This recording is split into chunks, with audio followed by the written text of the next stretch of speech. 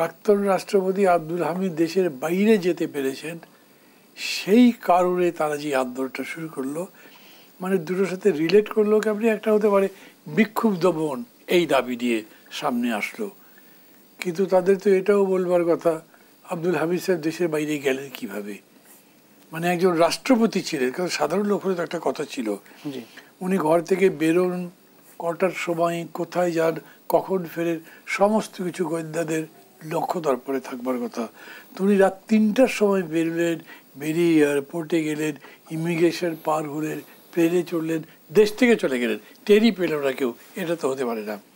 এবং এখন যেরকম করে সরকার বলছে যে যারা যারা দায়ী তাদের ব্যাপারে ব্যবস্থা নেব, আমি তো বলবো সরকার নিজেই দায়ী।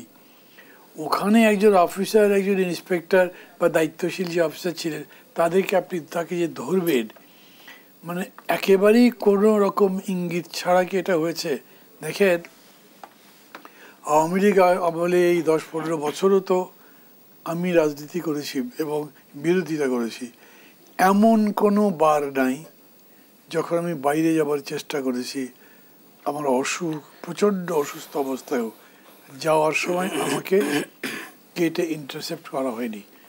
অনেকক্ষণ বসিয়ে রাখে, একদম ফ্লাইট ছাড়বার আগের মুহূর্তে হয়তো ছাড় দেয়,